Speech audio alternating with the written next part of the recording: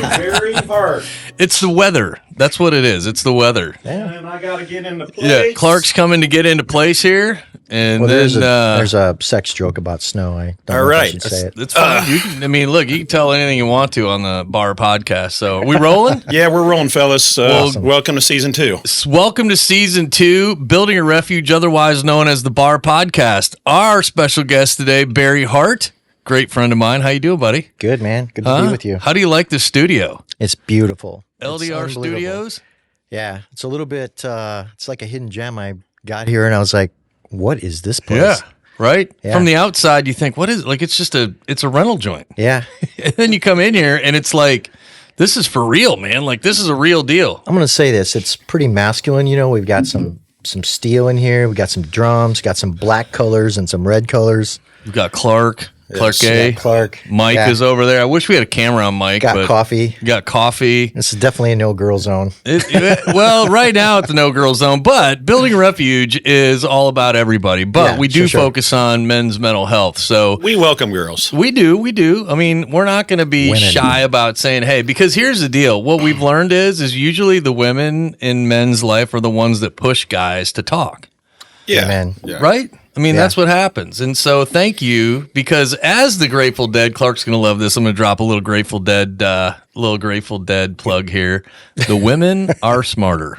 All right. Right? Maybe. You know you like that song. Yeah, I like that song. I like Brown Eyed Girl, too. My wife's got brown eyes. So Yeah. and she, All my hippie friends, girls, are gonna love this. yeah. Well, we really appreciate you coming on, Barry. You've been a longtime friend of mine, and we've been trying to get you on the podcast for a while. And you've come to some of our meetings in the past when we used to hang out at Beer Brewery on Yeah. Monday nights, and really appreciate you supporting us. So just a Absolutely. little bit about Building a Refuge. We are a men's mental health nonprofit located in Noblesville. Well, I should say Noblesville, located in central Indiana. We're in Noblesville right now. Yeah, we're correct. Yeah, so I guess I can correct that. Noblesville, but central Indiana, where we focus on men's mental health. We do that by one story at a time to create hope, thus the podcast that we have. So Clark and his team here at LDR has been so kind. It's kind of hard to believe. We had our year anniversary in November. Yeah, friendship. Yeah. I feel like I've known him my whole life. And we did it by celebrating. We put together a Christmas bar bash to celebrate the year, which was fantastic back in December, right? yeah, it was, Barry was there. I was there. 6 weeks to plan that thing. I think if we had more time, it would have been a bigger bash. But coming. overall, I'm pretty proud of what we pulled off. Yeah. in Yeah, that's 6 pretty weeks. amazing. If you only had 6 weeks, We had because I know 6 what weeks. it's like to try to pull off a meeting. Yeah, and that place 6 was weeks. packed. So Yeah. 66 weeks. This time around, 66 weeks would have been good. we have 365 days to plan. So Yeah. So December 7th, 2024, 416 Wabash. We're going to be doing it again. So we already got the date locked in. Chris Wodock, the owner of the event center down there, 416 Wabash, has been so kind to donate the space to us. So it should be a lot of fun. We got a lot of stuff coming up for that. But anyways, yeah, Clark and I have known each other for a year, and we were trying to figure out how the heck do we even do a podcast. Mm-hmm. And luckily enough, he came along in our life at the right time, and I'm grateful for you, man. It's been a blessing, man. I mean, it's January is an interesting month for myself. I was telling Clark today on my drive over, sometimes life jumps up and bites you in the ass at the most unexpected times. And my brother took his life in 2015, January 21st, 2015. So that date's coming up, and that's always it's just always a hard date, man. Yeah. And so, but I'm just so very, very grateful because I'm driving and crying and just thinking about him and our family, and then I'm thinking like how grateful I am to drive over here to be able to do this today and hang out with you and hang out with this community of guys and be able to do this. I mean, it's a blessing. It's like Clark says this a lot, man. Life is a tragedy filled with joy, right? I mean, that's kind of what it is. So for sure. yeah. So Barry, tell us a little bit about yourself as we get going here. Were you born here in Indiana? Are you an Indiana guy? I actually am an Indiana guy. I keep forgetting that because I've lived all over Yeah. the Midwest. But Yep. I was born in Goshen, All right. damn. Like it. Mennonite Hospital. Yeah. The north region of Indiana. Uh-huh. Yeah, right on. Yeah. And how long were you in Goshen? I mean, high school? Yeah, so kind of interesting in it. So I was born there, and most of my family, and if anybody's listening to this, I got a lot of cousins. Yep. That are still alive, and that's really great. There are up all around northern Indiana. But I lived basically in Michigan. Okay. Michigan, Ohio, Florida, but around the middle school age, I was in Michigan. Yep. Lived in all those little towns along US 12. Yeah. And ones that didn't have internet, mostly farmland. The cable box that you could rip from one side to the other. Yeah. And I was like, when I was 16, I started wrestling like when I was Yeah, and I was getting pretty good at it, and we were pretty dirt poor. When I say what I mean by that is we had a wood burning stove, basically that kind of lived in a house like that just kind of heated the house, and I was like, how is a middle-sized white guy gonna get to college? Yeah. And pay for it? Yeah.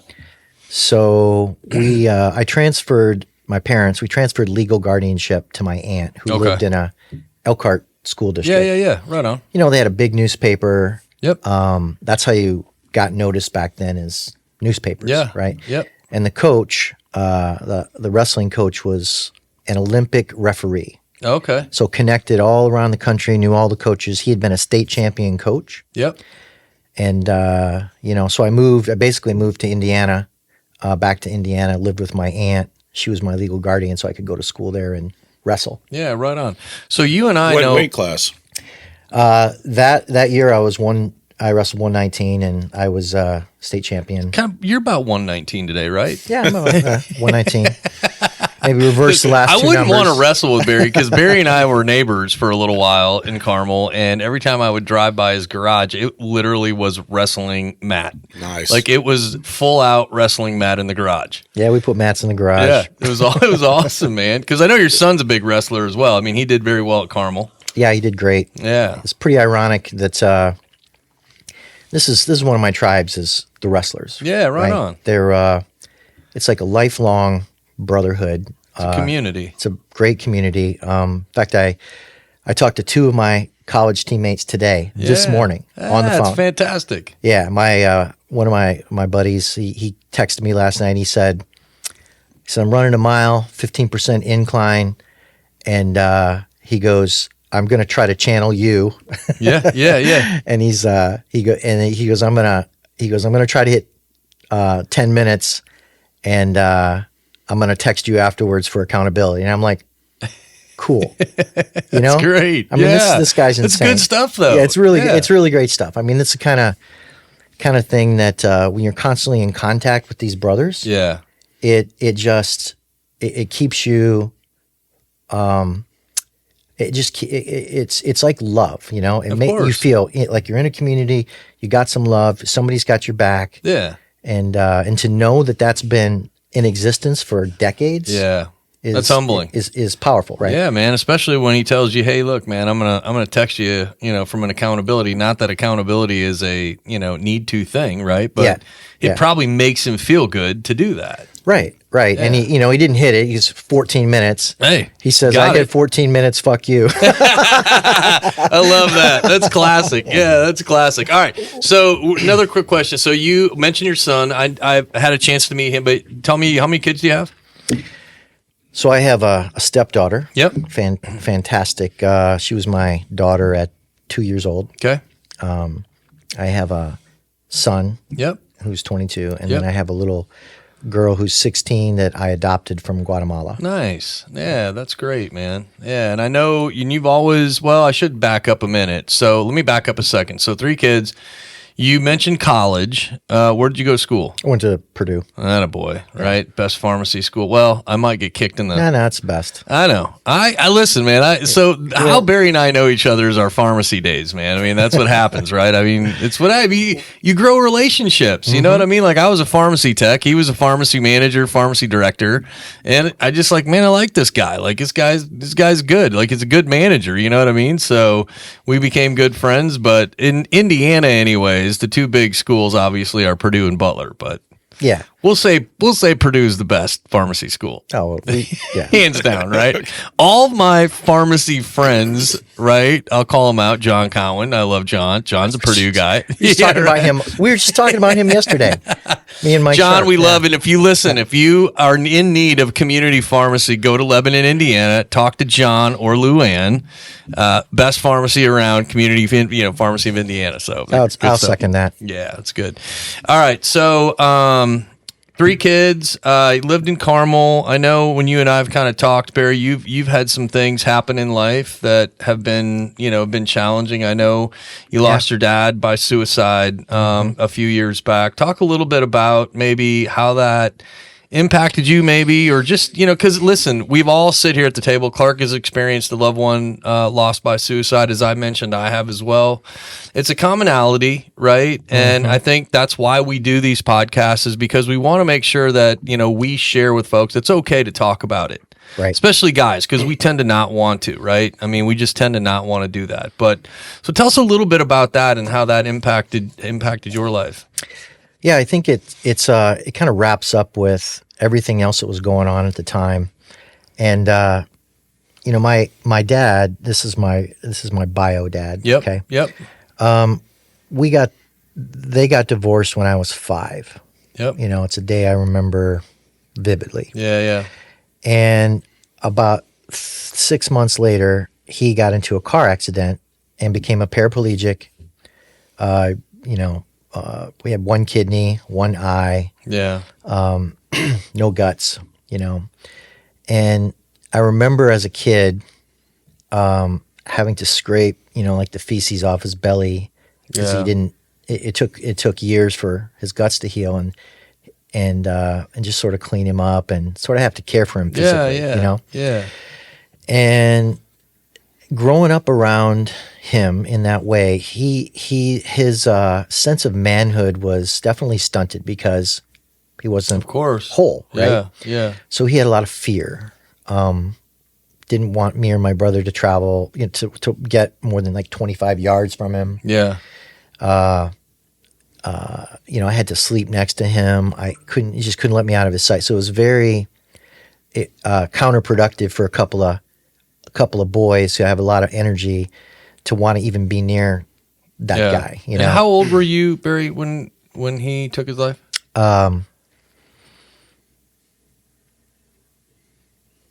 It's in my 40s. Okay. Yeah. So, but we had a really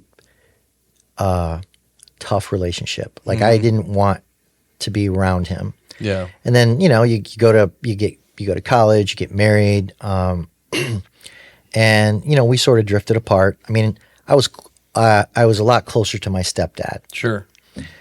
Who came into my life when I was in 8th grade, but I really didn't start getting to know him until college. Yeah. Right. So, probably about 2014, my dad tried to get to know me again. You know? And I was much more open, much more forgiving, and I was like, "Yeah, I'll." And how old was your dad at that time? He was in his 60s. Okay. Yeah. He's only 17 years older than me. Yeah. I mean, he's not. My mom was only 16 years older than me, so they're basically kids. Yeah. When I was born, I mean, my mom had my sister when she was 17 years old. So I mean, I think that time of life, you know what I mean, and across the United States, however, across the world, probably there's a lot of us, anyways, that have younger parents. Yeah.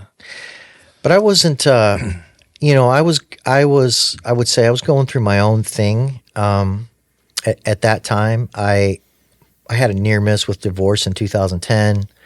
My wife had. I started my second company then. Yep.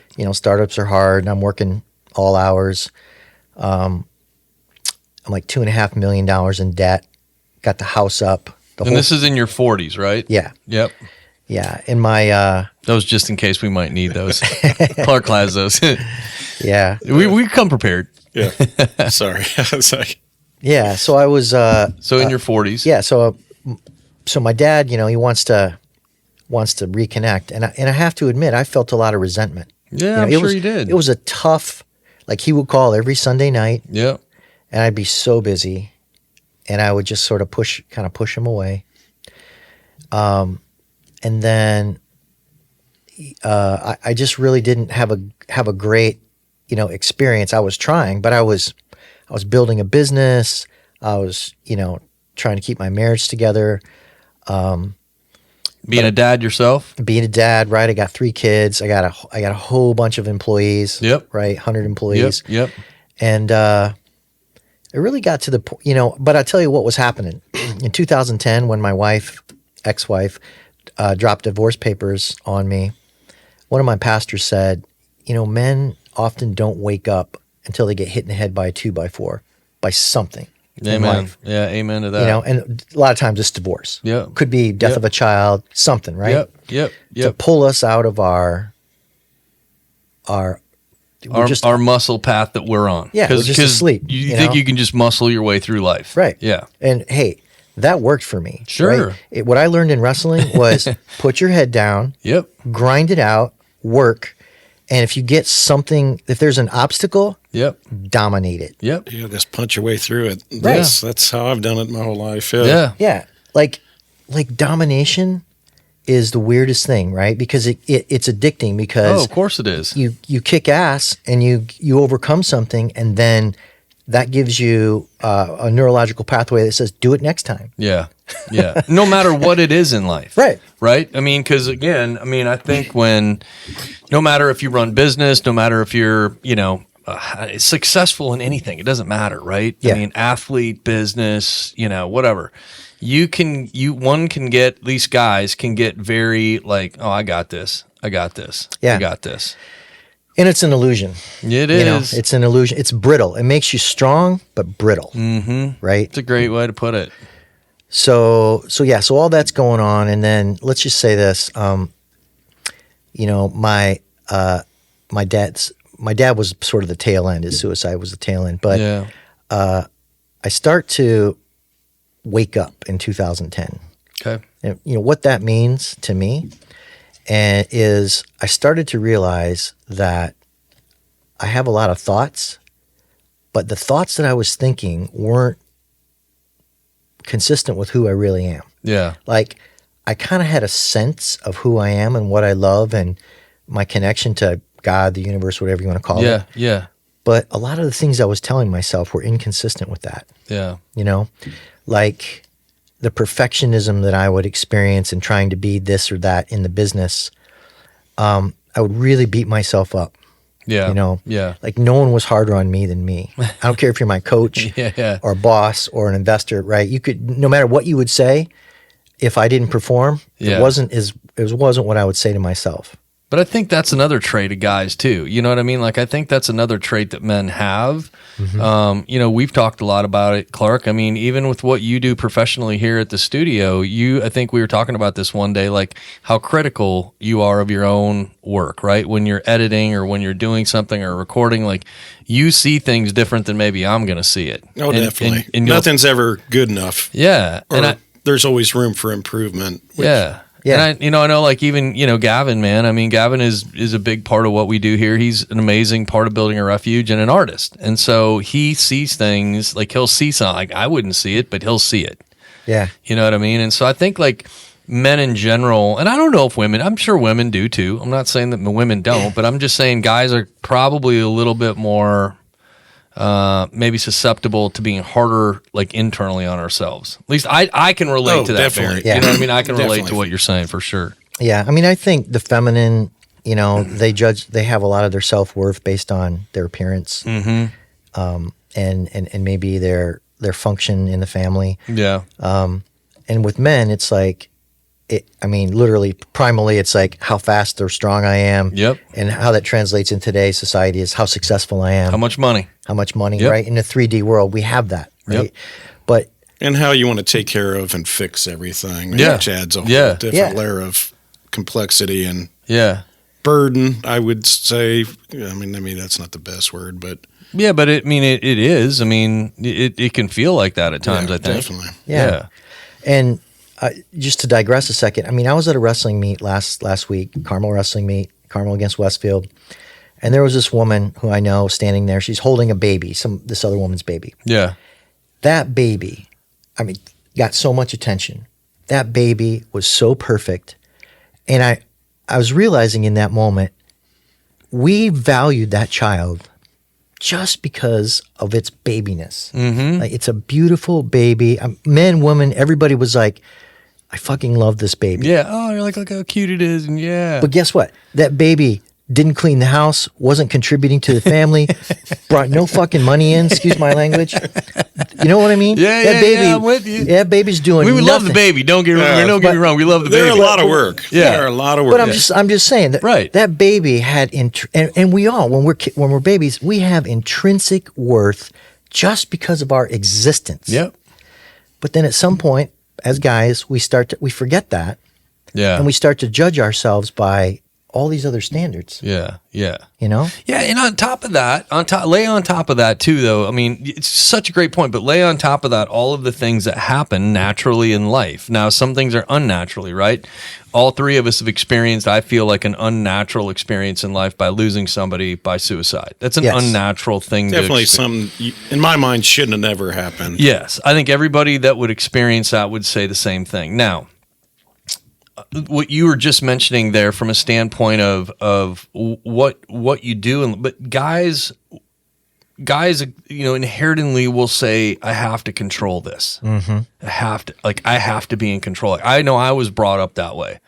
Like, control your own destiny. You be the leader. You be the controller. You be it. Like, if you believe in something, fly the flag high, man. You run hard with it, right? Right. And I just think there's things that happen in life, to your point, where all of a sudden you're like, what is all this shit? Mm-hmm. What am I doing? Yeah. Well, there's some things you just can't fix no matter how hard you try. I think where you're going, I'm tracking with you, Barry, and maybe I don't want to jump too far ahead by any means, but because I love listening to this, and that's what this broadcast is all about.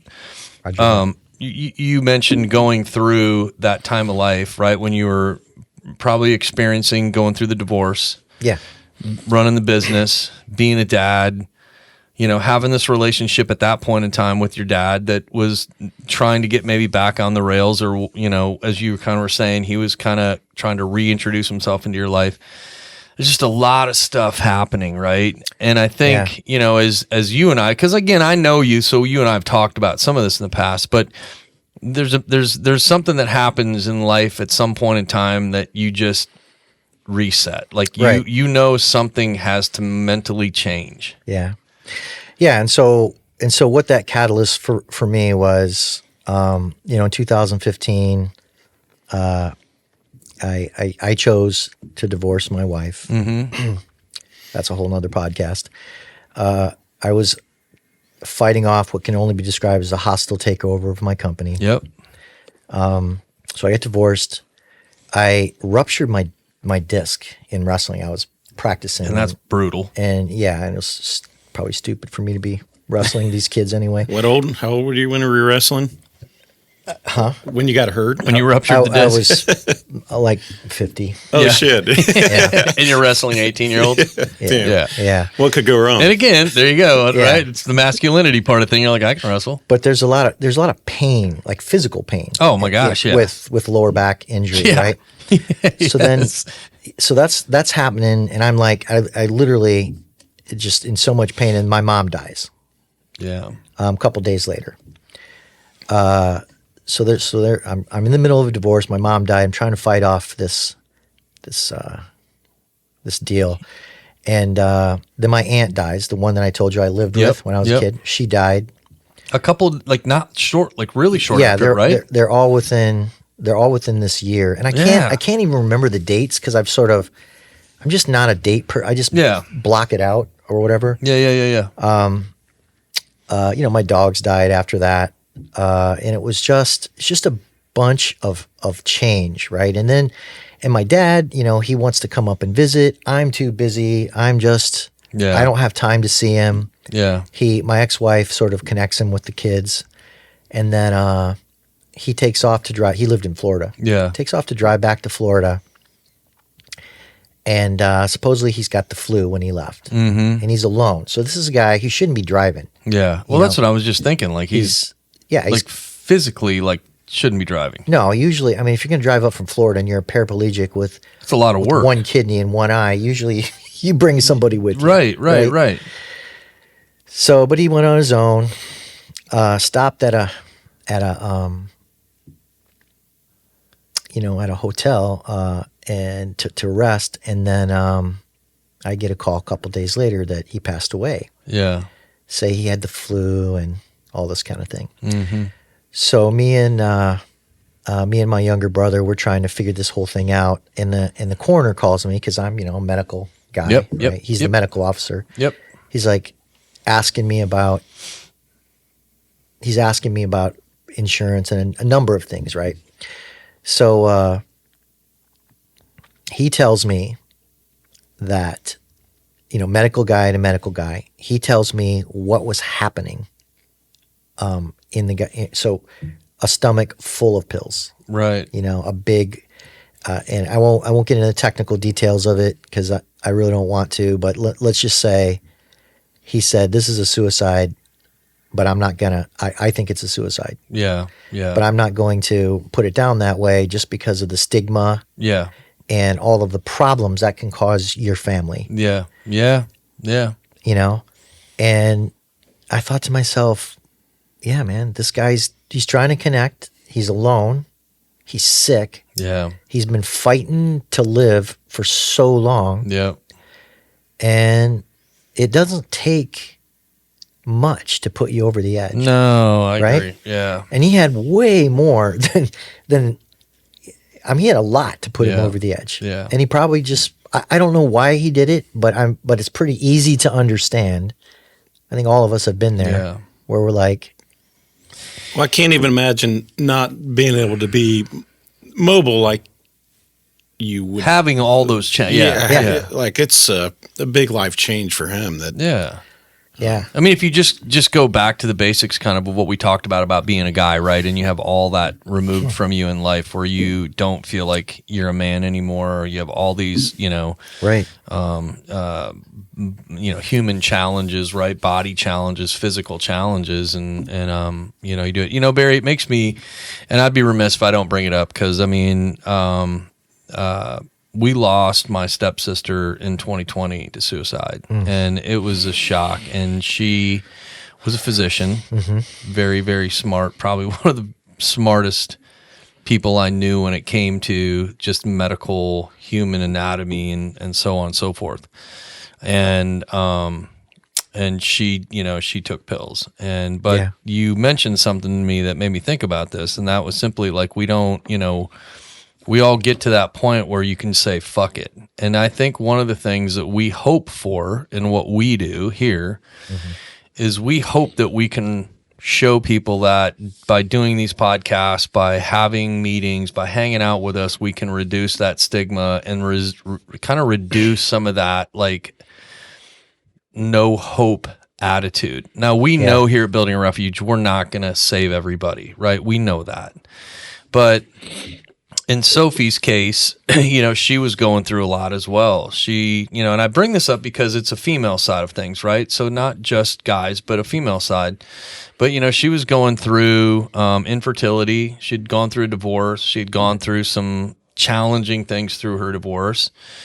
She had been drinking excessively along with all this, and she was isolating. Yeah. And so you start adding all those things together, no different than your dad, right? I mean, he's got these challenges. He's trying to reconnect, probably thinking a lot about life that guys do, because statistically speaking, men between the ages of 40 and 65, this is a natural time of life when we start to reset and think what am I doing? Yeah.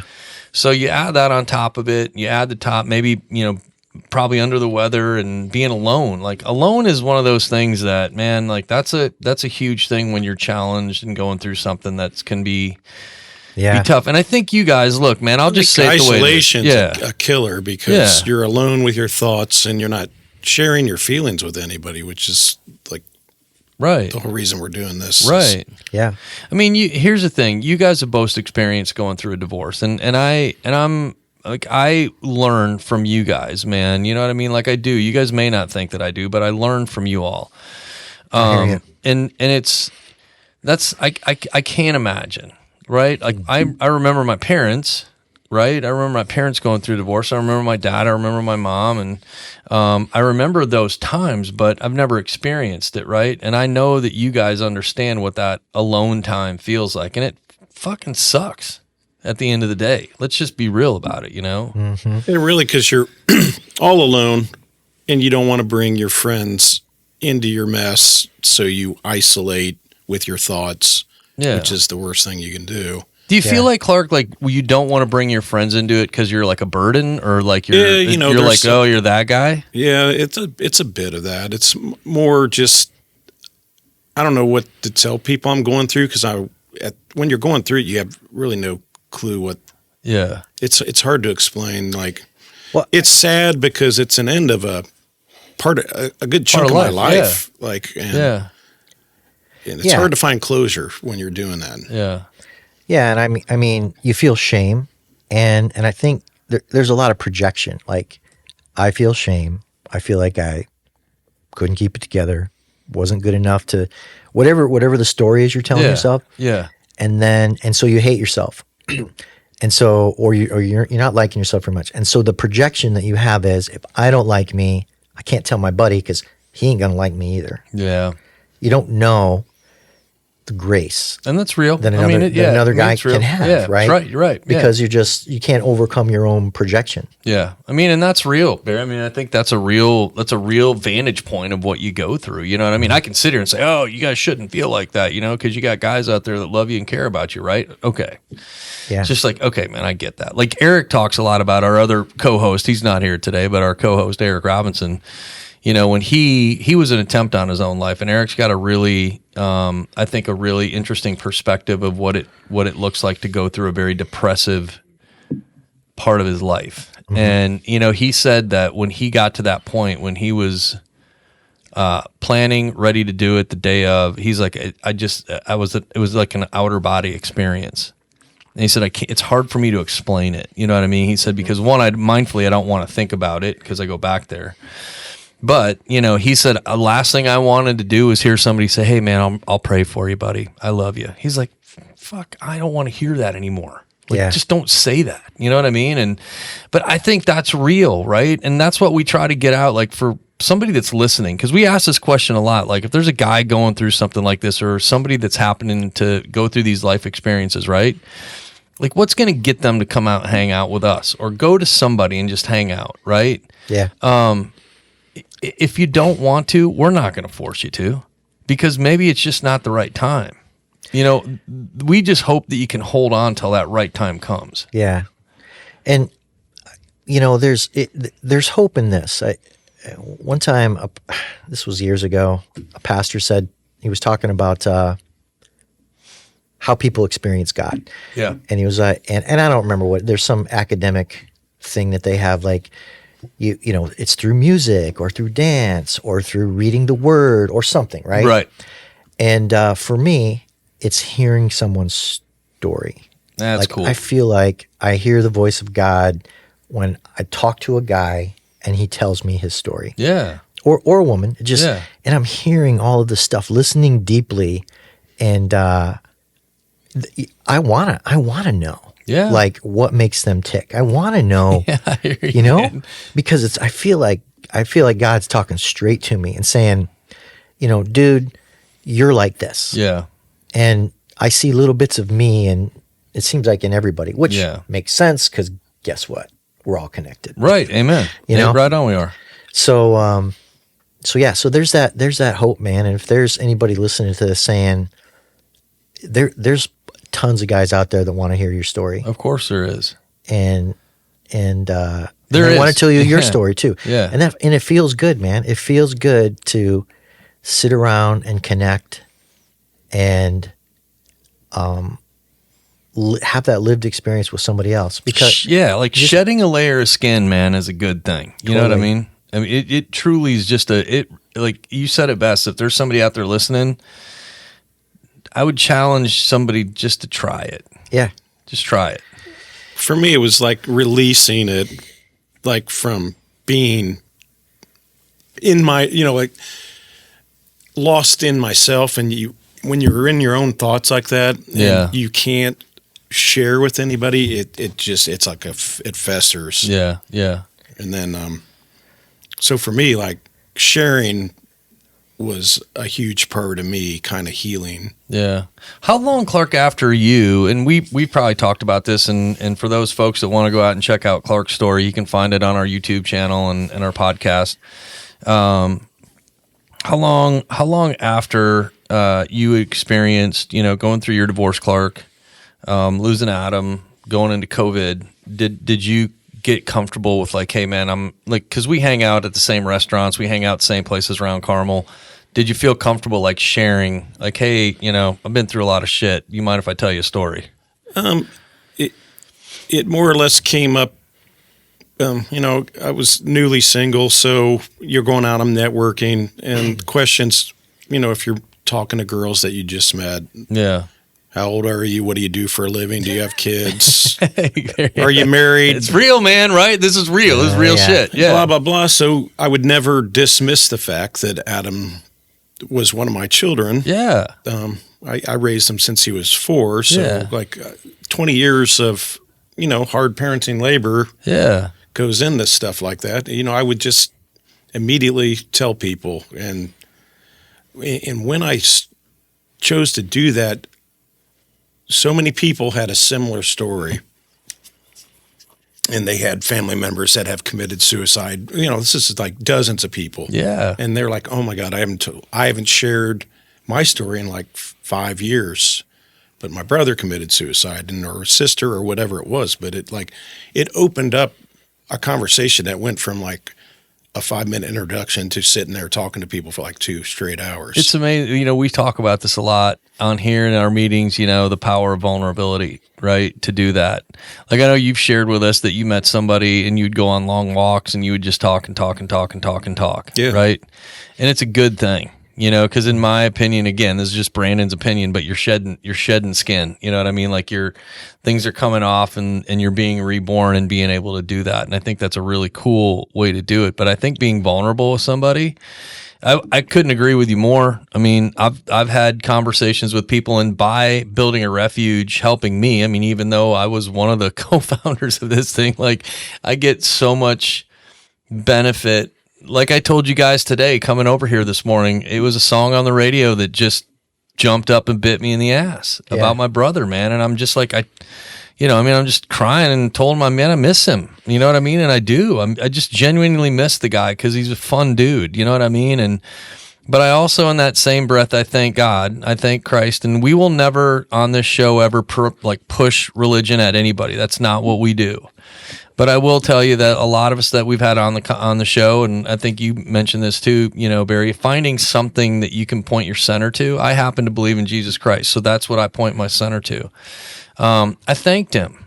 As crazy as it sounds, I'm like, thank you for this experience, because, it's what it is. It's the path, man. I told somebody a long time ago, man. None of this would be happening if we all hadn't gone through the shit we've gone through. Yeah, man. Right. And I mean, and if you can trust it, that's the other part of this. I think that I would tell people, like, learn how to trust. That's a hard one. It's a hard one in this world today in general, right? In the world we live in 2024 now, it's a hard one in general.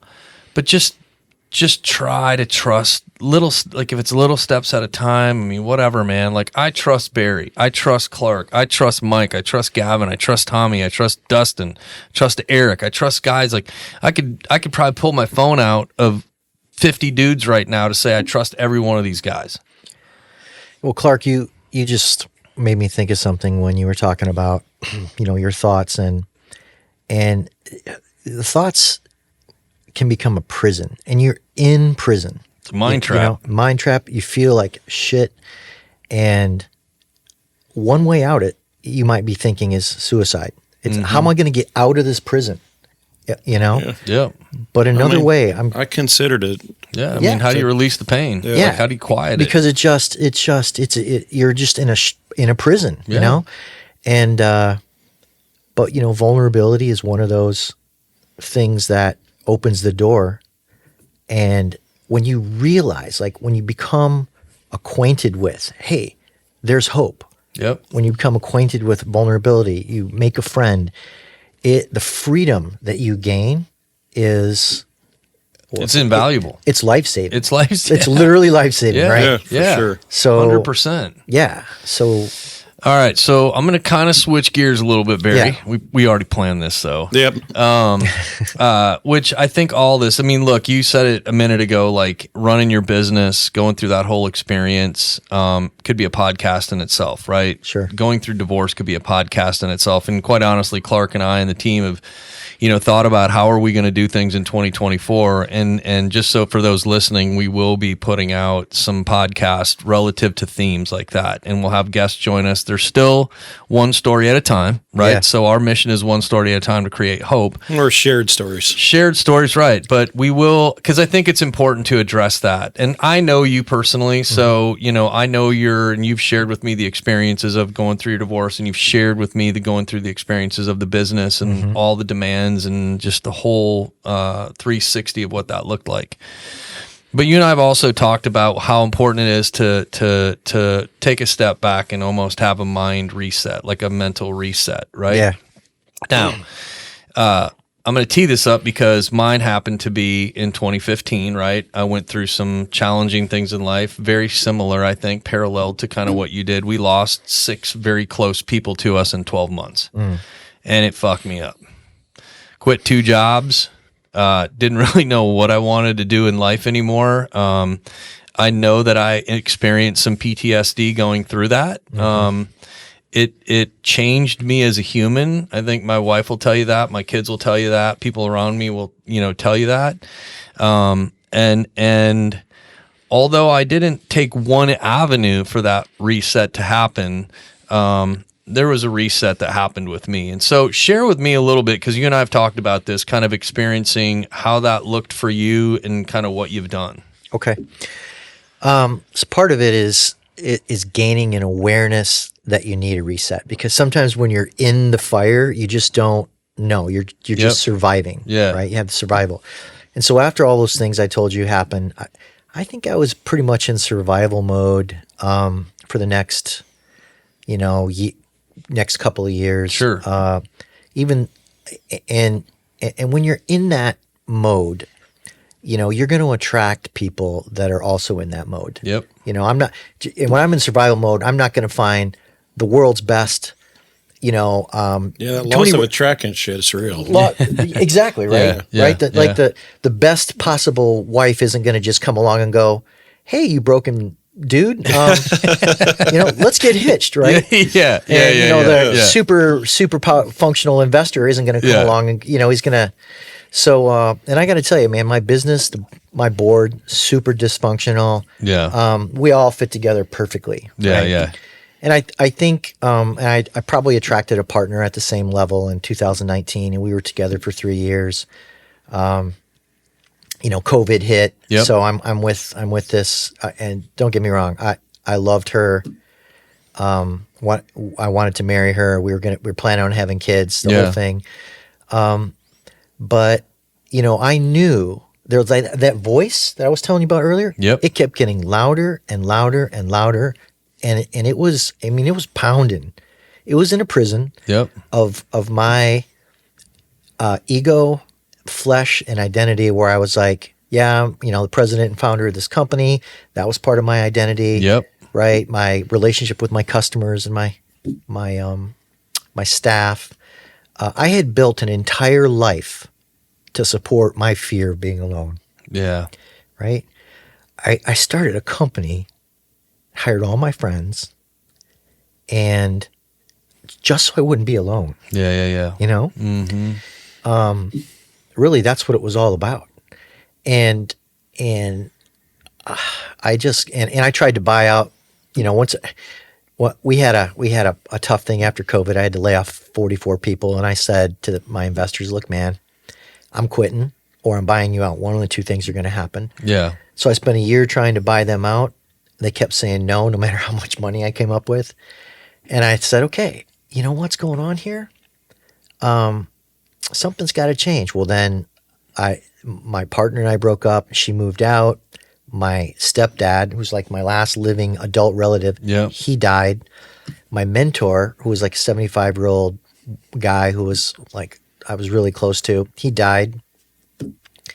And I'm like, holy shit, this is 2015, 2016 all over again. Yeah. Like it's all happening all over again. Yep. And I'm like, why do I keep living these patterns? Why do I keep doing this?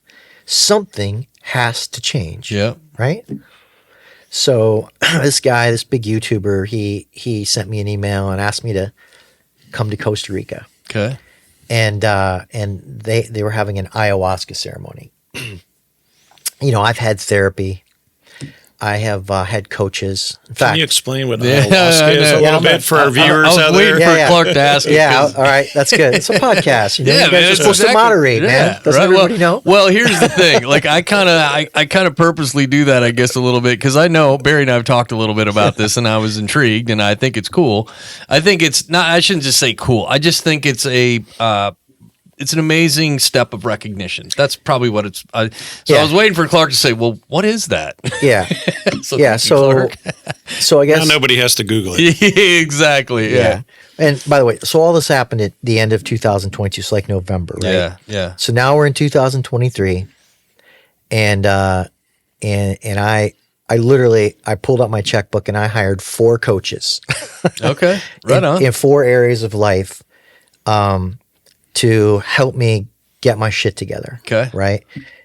Because I'm like desperate. And coaching was great. Yeah. I mean, I agree with you. I mean, I talk to a life coach, a mentor every month. Yeah. I mean, she's awesome. Yeah. I mean, I hired a business coach. I hired an integration coach. I hired a dating and relationship coach. Okay. Right. And I hired, so anyway, I had these coaches and that was part of my healing, but I was like, this ayahuasca thing, I've known about it for 10 years. So what ayahuasca is, it's a 7,000-year-old plant medicine. Okay. Amazonian plant medicine.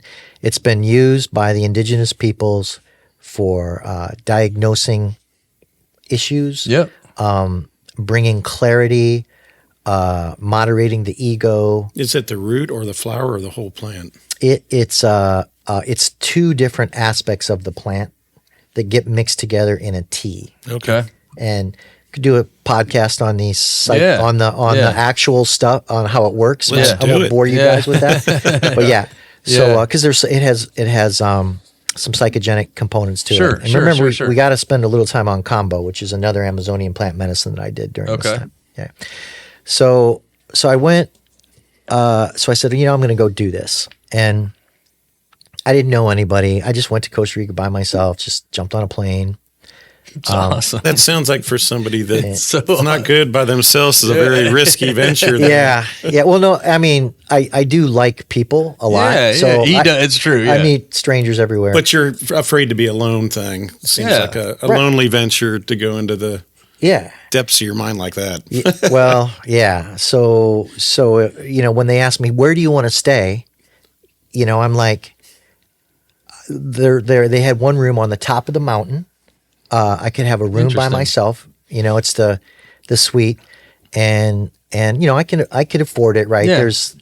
And then there was one that was in the jungle in a lodge with 12 other people, the jungle lodge, where you have to and I go, give me that one.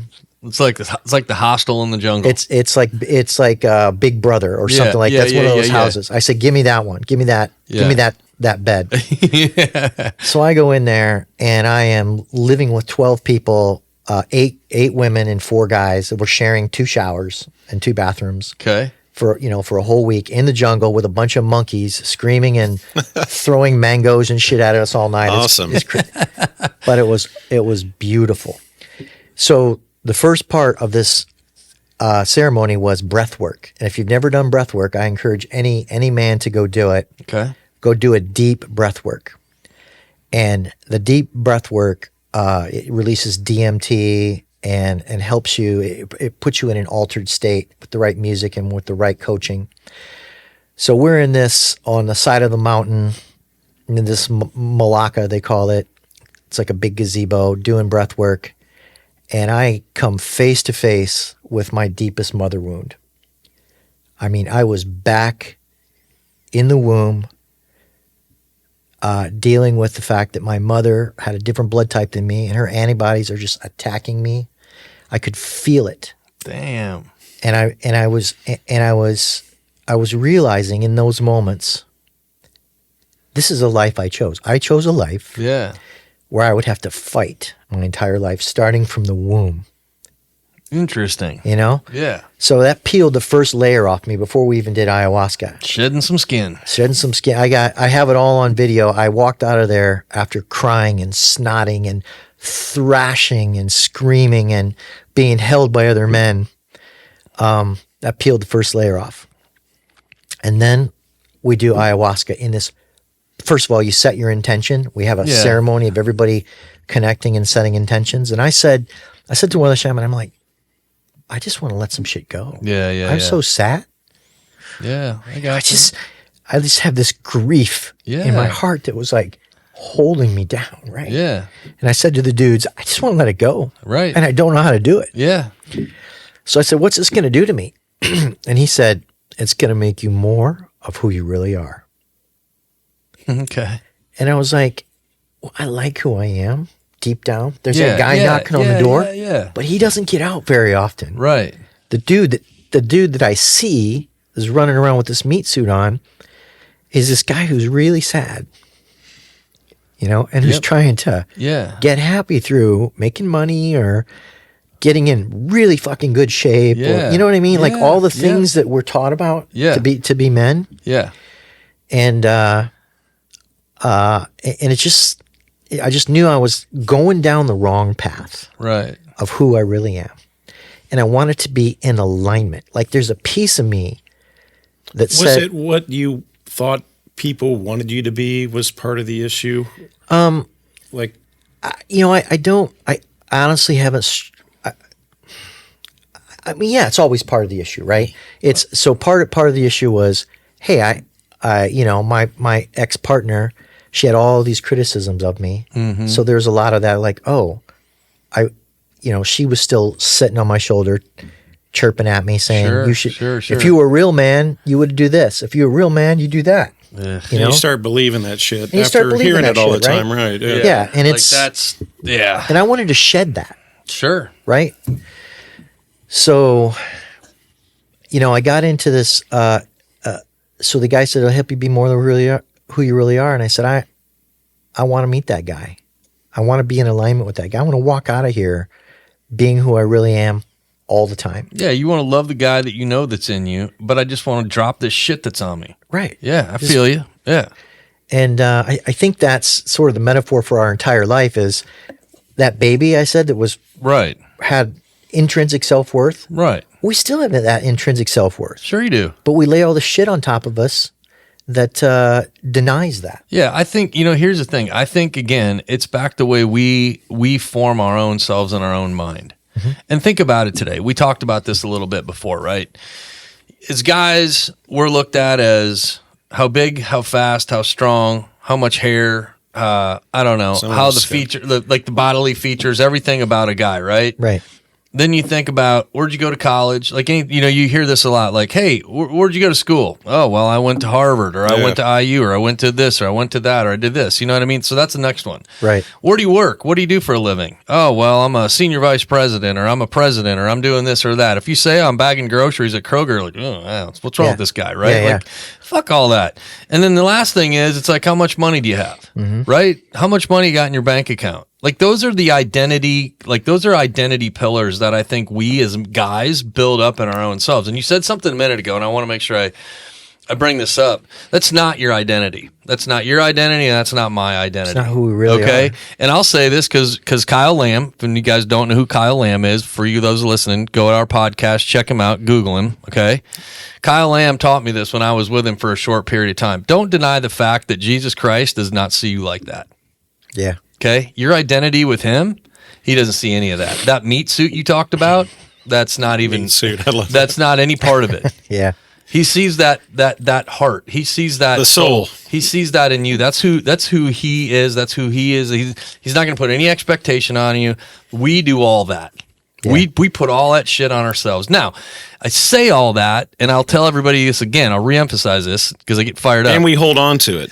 We hold on to it. I'm not going to ever tell anybody that's what we push. You have to believe what I believe. I'm just telling you that's what my core is. Okay? Yep. So, back to this. Those are the things that I think that we can parallel with about what you want to rip. Like, I don't identify with all that stuff with you, Barry. I identify with that guy that's knocking on the door. Yeah.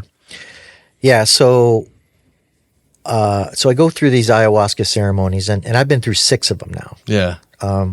But I go through this first ceremony, and I'll just tell you specifically what happened with the plant the first night. Is I was able to, and it does something to your mind, right? Ayahuasca is a very ethereal type of thing. It takes you to somewhere else versus the other medicine I might talk about. And I was able to view my entire life in a matter of seconds, minutes. I don't know. Time is irrelevant. Yeah. Is irrelevant. Yeah. I was able to see and feel all of the anger, pain, fear, anxiety that I had over so many things in my life. Like that time that I remember, I was remembering at the prom that I didn't close the deal on my prom day. I didn't kiss her, and I thought she thinks I don't like her. She's not going to be interested in me. Like, it was like my whole world. What's Monday going to be like? Yeah. Yeah. And at our age now, I forgot about that. I could give a shit. There was a time I lost a wrestling match, the Mishawaka tournament, and I hated myself for I had so much judgment about who I was as a man with that law. There were so many instances like that where my whole world was this silly little thing all those years ago, but it all came back to me, and all the pain and the fear and the judgment, all that stuff that I had was happening at that moment. But at the same time, holding in my brain at the exact same time was all the love and forgiveness and realization that it didn't, number one, it didn't fucking matter. Right. Number two, it was for my own good, right? It made me who I am. Yep. It created the guy that was right there, a guy that I actually like a lot, right? All of those things. And all of that happened like within seconds while I was, in this ceremony, under this medicine. It was happening. I was realizing it. I was integrating it. It was all happening. And I began to laugh because I was like, this is the cosmic joke. We get put on this earth to live through this stuff, to think all this shit's a big deal, right? And to worry about it and to stress over it, only to see it all work out, right? See it all work out for your good, for God's good, for the universe's good. And then to experience it all over again, right? Yep. It's every time I level up, something harder and bigger from the perspective of myself, hits me. Yeah. And my son once said, I can't believe all the stuff that you've been through. One of those things would break me. And I'm like, they won't break you in 20 years. That's right. Because you've been broken down for 20 years, and then you'll be able to level up and take that punch. Yeah. But it was like, this is the cosmic joke. Yeah. That we spend our entire lives worrying. As a younger person, those first couple major hurdles in your life seem monumental. Right? And now it's like easy peasy, baby. Right. Doesn't it? Well, yeah, and it's funny now. I just had this conversation with somebody the other day about like work-related stuff because when you work, I asked somebody. I go to a men's group on Friday mornings, and I asked him. I said, "Look, man, like, how do you balance this out, right? Being kind of spiritually one with yourself and the professional work life." Yeah. Because what I get told a lot is, "Oh man, you're such a laid-back guy." Yeah. And at the end of the day, what it really means is the little things in life just really don't. Now, look, I thought about this too on the way. Like, they don't matter, right? I don't want to say they don't matter, but they're just not as big a deal to me. Well, you've learned to not hold on to all of it. Yeah. Some stuff you got to hold on to for a little bit, but I learned to let the baggage down. Yeah. Early in life. And here's the thing, like I put my heart and soul into things. Like I dedicate myself to things. Like and even in my job, I dedicate myself to my job. And the great Vince Lombardi said, "Look, man, if you lay it all out on the line, if you put it all out on the line, and you've given your all best on it, and you're defeated, you're still winning." I was waiting for the Packers reference today. Well, it's there. But it's true. I mean, here's the deal. Like I give it all for everything. And so like I reference work because it's not just where I work today. It's been across my professional career. It's like, oh my God, I can't believe we lost that business. And you probably pissed off. Yeah. Winning business and losing business is a part of life. And if you've given everything you can give and you've done everything you can do, if you lose that business, then you lose that business. You just need to move on. But and you know, we're talking about this, and there's a lot of platitudes, right? I mean, it seems anybody listening to this would say it's obvious. Well, sure, that's obvious, Barry. You should just let things go, and the things that you worry about don't really matter. I mean, that's kind of, but it doesn't feel like it in the moment. Oh, no doubt. No doubt. When you're deep in the shit. I challenge anybody listening. They've been through the same shit. When you're deep in the shit, it's hard to, to get out of the shit. Right. You can tell you just drop it, right? You're like, okay, whatever, bro. And some shit's too heavy for that. Yeah. Like to drop it right Well, and let me tell you why. Because we have this thing called an ego. The ego's there to protect us. Yep. And two things happen. You got to be right. And the reason we're suffering is because what's happening in reality right now is at odds with how we want reality to be. Yep. You know, it's like, I don't want to be in this situation. I don't want to be broken up. Right. I want to be married, Right. But the reality is you're not. But the resistance to reality is what causes that deep, deep suffering, Yeah. And being, or you're in a work meeting and your guys are arguing with you and it's getting heated and, two guys have two egos. I experienced this, right? I experienced this with my business partners recently. And then I realized, being right is the poor man's self-improvement.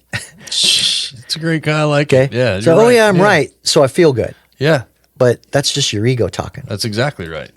100% right. So ayahuasca helped me make friends with my ego. All right. So let me ask you this. Because I think you're right. We could probably do a whole podcast on ayahuasca. I think we should do an ayahuasca podcast. Yeah, I agree with you. I think that would be awesome, man. Definitely. If there's anybody out there clinically that can come in and monitor us to do that, I'm down. And do some frequency therapy stuff that I've new to learning about that I was going to dabble into, which is using frequency to the same kind of thing to reset your mindset. Yeah, there's listen, man. If anybody goes out there and you do a little bit of research on this, any sort of therapy like that today, you'd look at it as progressive, right? There's benefits to it. I do believe it. Under the right environment, under the right supervision, there are definitely benefits. We've seen, statistically speaking today, in microdosing with mushrooms and how it's helped veterans work through PTSD and all kinds of challenges. And I'll tell you what, man, veterans are a big part of this show. They're a big part of our efforts and what we do, and anything to help them, man, I'm 100% in favor of, Yeah. And I don't think it's far off base in terms of us in the general civilian world either that deal with life shit. We've learned a lot about PTSD. You've experienced a lot of trauma in your life, right? Mm-hmm. People think trauma is, what we've learned so, I guess, early is just PTSD is just somebody that's gone to war. That's not it, man. Right. If you've experienced something very tragic in your life, like very just you'll experience it. You just will. Yeah. Yeah. Ultimately, the new business I'm launching will help people like that. And it's not mainstream, right? I'm a mainstream guy. Yeah. I've had 42 FBI background checks. I've done. Yeah. I'm a clinical pharmacist, right? But I have learned that the world is huge. God is big and complex. And has so many tools. Just trust him, right? For us to get where, he's given us a mission, and we don't often as men, we don't often discover our true mission until something tragic happens, right? And we do. And I feel like I have my mission now. Yeah. It's less of a worldly mission. Yeah. And I'm just going to keep on it. So let me ask you this.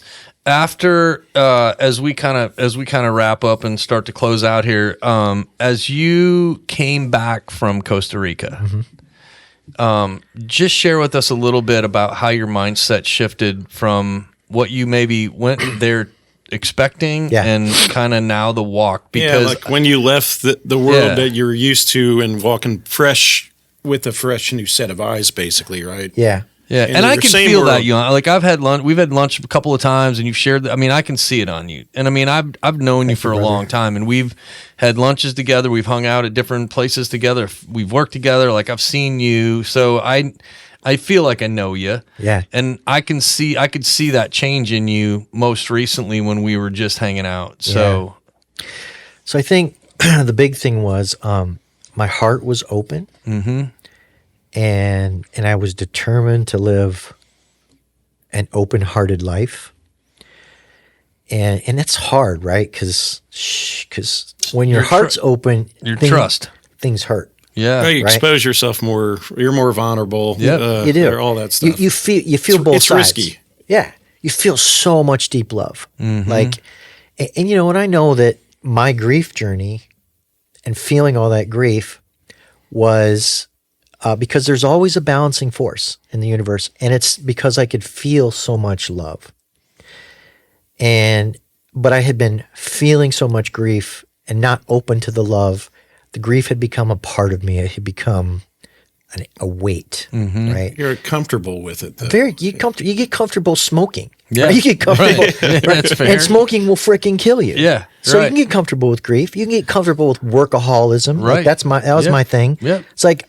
When I got sad, I opened my computer, opened my spreadsheet, start pumping out really valuable stuff because it took your mind off, and then I feel good, right? Yeah, like look at how smart this guy is. Blah blah blah. Like it's bullshit, right? So I'm determined, right? That's so great. Yeah, I was determined to have an open-hearted life. Yeah. I wanted to do things. I mean, it's selfish. Sometimes a spiritual journey is selfish. Determined to do things for myself so that I could be genuinely and authentically doing things for other people. Yeah, yeah. So, you know, I went and spent a week with my trading mentor, and I learned to trade. That's a whole other podcast about how to trade futures. Yeah. I went to 2 more retreats in Sedona with my new friends, my new soul family. Then I went back to Costa Rica. I went back to Sedona again. I went back to Costa Rica. I went to Boston. I experienced a medicine called Kambo, which is an Amazonian tree frog medicine. Yeah. It's kind of the opposite of ayahuasca. Brings you into your body. I don't know if we should bring it up or not on here, but I think that was one of Licking Aaron frogs. Well, I think that was one of Aaron Rodgers' experiences when he was trying to figure. He was ayahuasca. But he got a little trouble recently. So So don't bring it up. Would you say that you, because of the therapies you did, you became more of your authentic self? Absolutely. I was so. There were 4 words for me. At the end of 2022, I saw this thing on Instagram. It's like, when you recognize the first 4 words you recognize are what you're going to be all about. Silly as that was, it really was. And one of them was alignment. Mm-hmm. It was alignment, connect, strength, and community. Nice. It was those 4 words. And so what I did during the entire year was search for the alignment with my true self. Yeah. Connect with men. Yep. I created 2 communities. I threw up websites. Yep. And you know, and started it right. I told you at the gym, I was like, I threw up a website, and all of a sudden I started meeting people from all over the world who were interested in the same things I was. Yeah. You know, and now I have this weird community. It's beautiful. community of traders. We trade futures. I've met all these professional traders. People I used to idolize on the news or on Twitter are now like my buddies. Yeah. It's like, I used to idolize Tony Robbins and now I have coffee with him. It's like, you know what I mean? Yeah, I get it. So, and all of that happened because I decided to pursue an authentic life. Yeah. Man, I mean, look, whatever that means to anybody out there listening, go for it. You know what I mean? Like, go for it. I'm a big authenticity person. Like, I like that word. Yeah. I like the word community. Yeah. Well, we get that vibe here for sure, Clark. I mean, we talk about it all the time. Like, anytime we have guests come in, we want people to come in. When we record shows and we do things like this, we want people.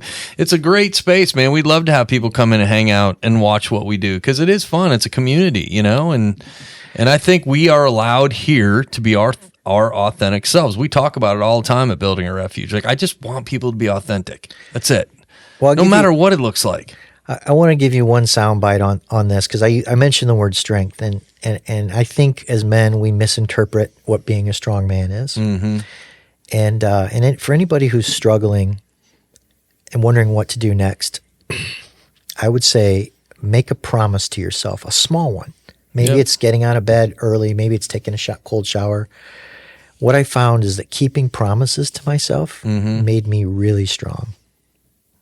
Yeah. And because keeping promises to yourself makes you powerful. Yeah.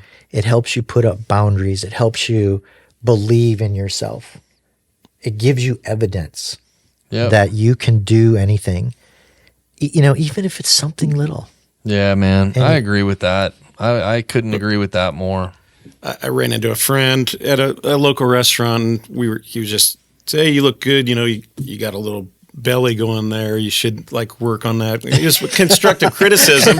I like your belly part. But I instantly was making excuses for why I've overindulged through the holidays. Obviously, it's hard not to. But but when he made me realize, dude, you're just making excuses. I was like, yeah, you're right. I should. Yeah, I mean, it is hold yourself accountable and. Yeah. Well, it's look, this kind of probably goes back to the easy. I mean, everything in moderation, right? I mean, I don't know. I'm kind of probably on the right side of during the holidays, you can fudge a little on the holidays, man. It's good, right? Yeah. I eat fudge a lot. Yeah, I like fudge too. I like fudge. Look, man, I think that's a great kind of, as we walk away today, I just think that's a really, really good takeaway for people that are listening. Is that, promise yourself, even if it's some small, right? And I would tell you that, as we echo out to the world, because that's what we get to do here, right? Our promises, or what we would ask, is just that you think about us, man, because you're worth it. People that are out there, if they're listening and they're on their own or they're isolating or whatever, man, there's hope. And we love you. We care about you. This group of dudes that hang out here, man, we've been through shit, what I mean? And it's a very diverse group of people, right? We have veterans that are a part of this. We have business owners. We have people that have been through challenges in life in terms of losing loved ones, going through divorce, losing jobs, losing business. Yeah, addiction. I mean, that's the library that we want to build. And we do that because I think when, Tommy Perry, who's a part of our organization as well, he's a clinical therapist. He's just, he's one that I trust. Yeah, I met him. Yeah, Tommy. Yeah. He says when you can create likeness, so meaning walking in each other's shoes, when you can create that kind of universal understanding of one another, man, that's a lot of energy and it's a lot of power. Yeah. And that's what we're just trying to create. So if somebody comes to us and says, hey, man, I'm going through this, at least we can say, well, go listen to this one podcast of this guy's journey. And just let me know what you think. Maybe it hits the mark, maybe it doesn't. But I can tell you this: I've learned to trust. I'm going to bring up a wrestling analogy here. Not another Packers analogy. No more Packers, I promise. But Barry will appreciate this. When I finally realized in May of 2015 that I didn't control shit in this world, I was driving back from Detroit, listening to a story. And it just flat out floored me, right? And I always tell people my journey with, I'll just say God, Christ, whatever, that that part of my world, spiritual part of my world. I tried to muscle my way through that till I was 48 years old. Okay. Like, I'm good. I don't need it. I'm good. I know. I thank God every day. Like, I'm good. Yeah. Well, and that day in May, when the good man above had me pretty much like, like I just had to tap out. Yeah. Like, you know what it's like getting pinned. You know what it's like having to tap out, right? You get it in the wrestling world, dude. When you are flat out, like, I got nothing, and you hate to have to do it, it is the literal worst fucking decision in the world, man, is to give up. But I can tell you that day that I gave up, the doors opened up. And it was probably it's not. You didn't really give up. You just let go. I just let go. Yeah. I tapped out. Tapped out, spiritually speaking. I tapped out. And you know what, man? Like, I tell people this, people think I'm crazy. I've had 3 moments in my life where I've had Christ sitting across from me like you dudes are right now. And he looked at me that day and he's like, dude, he's like, I don't want you to sweat this shit no more. Just let me take it. Right. But I'm like, okay, I still did it. Like, I was like, yeah, okay, cool, I'm good. And it's like when he stared into my soul and said, no, man, I want you, I'm serious. Give it to me. Yeah. That's that you're resisting. Oh. You're resisting everything we're meant because to fight, dude. Like, we're trained to fight. Right. We're trained to fight. We're trained to like fight till we can't fight anymore, man. And it's hard giving up control. Right. Exactly. That's the fighting to control. Yeah. Make reality my way. Yeah. Yeah. My way. Right. But when you realize you said it earlier, when you realize that's just a fucking false, it's just a false, it's a false piece of bait that you're trying to follow. It's just false. It's like, it's plugging into the matrix. Right. You know? Like, just whatever. Man, when you give it up, it's so freeing. Oh my God.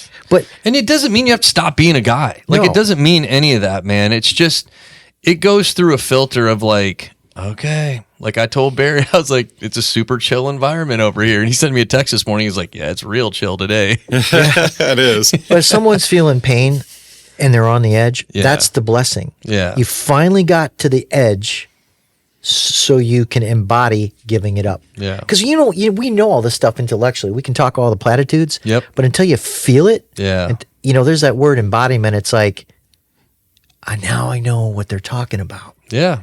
Now I know the truth. Now I know freedom because I finally let go. And that's when you'll go and live your life. Right. That's when you'll go. And it's not selfish. I know you mentioned that a little bit earlier. Yeah. It's not. It's not selfish to live your most authentic life. No. Right. Not at all. It's be you, man. Technically it's self-centered, but I don't mean selfish in the negative aspect, like other people suck and I'm great. Right. I just mean, you got to take care of yourself. It's better for other people if you are your own. That's right. Exactly. Sure. Right. Yes. You got to be having that oxygen mask on to take care of others. Yeah, man. I mean, it's so important, but I love this. Good day. Yeah, man. Like, Barry, listen, I love our friendship. I appreciate you sharing, your story with us on here to put out, for other people to listen to. I appreciate you supporting us at Building a Refuge. Yeah.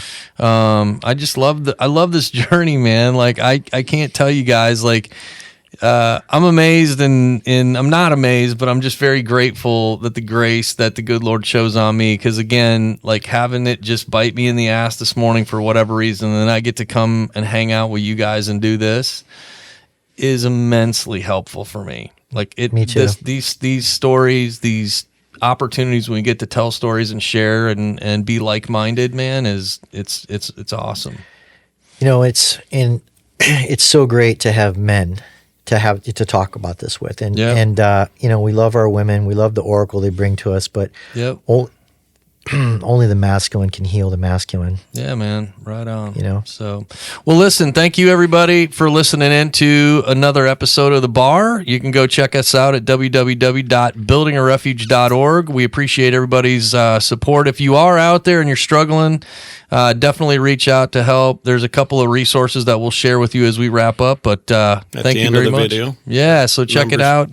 But appreciate everybody listening in today, and Barry, thank you very much. Happy New Year, y'all. Yeah, take care.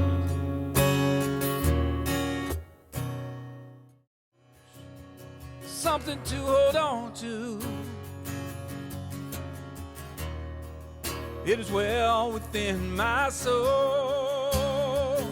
Jesus built me a refuge, someplace I can run to, a place we now call home.